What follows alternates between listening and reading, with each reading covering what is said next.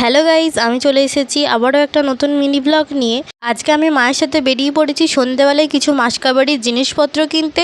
এত গরমে যেহেতু রান্না করতে আর ভালো লাগছে না কারোরই, তো সেই জন্য আমি ভেবে নিলাম যে আজকে আমি কেক ফেকও কিছু কিনে নেবো। যদি আমার যেদিনকে রান্না করতে ইচ্ছে করবে না সেদিনকে আমি কেকটা খেয়ে নেবো। আমার জন্য আর বাড়ির জন্য মাসকাবাড়ির মাল কেনা হয়ে গেছে। এরপরে আমরা বাড়ি গিয়ে তোমাদের সাথে আবার দেখা হচ্ছে। আমরা বাড়িতে চলে এসেছি আর মাও তোমাদের সাথে দেখো কেকটা দেখাচ্ছে। আমরা প্রথমেই 3টে কেক খেয়ে নিয়েছিলাম, 3জনে একটা একটা করে নিয়ে। বাকি আরও 3টে পড়েছিল, ওটা বাড়ির জন্য, আর বাকি যেটা অর্ধেকটা আছে সেটা আমি পিজিতে নিয়ে যাবো বলে। আর এতগুলো জিনিস প্রায় আমরা 5,000 টাকার মধ্যে এতগুলো মাসকাবাড়ির মাল পেয়ে গেছি। এখানে কিছু কিছু জিনিস আমি নিয়ে যাব আর কিছু কিছুটা মা রেখে দেবে। আর সবগুলো হয়তো আমি নিয়ে যাব না, কিছু কিছু জিনিস মা হয়তো আমাকে হাফ হাফ করে ব্যাগে ভরে দেবে, এরকমও হবে। তো আর তারপরে বিকেলবেলাতেই মানে সন্ধ্যেবেলার দিকে আর কি বাবা প্যাটিস এনেছিল 3-4টে প্যাটিস। তার মধ্যে একটা প্যাটিস বাবার জন্য তুলে রাখা হয়েছে আর বাকি 3টে প্যাটিস আমরা খাবো। তো বুনিকে একটা প্যাটিস দিয়ে দিলাম আর একটা প্যাটিস আমি খাবো।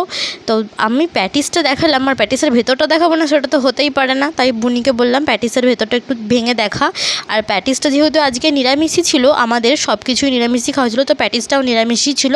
প্যাটিসটা কিন্তু খুব সুন্দর খেতেও ছিল। আর দেখো রাতের বেলা হয়ে গেছে আর আমরা কিটক্যাট নিয়ে দুজনে গল্প করতে করতে ঘুমিয়ে পড়বো।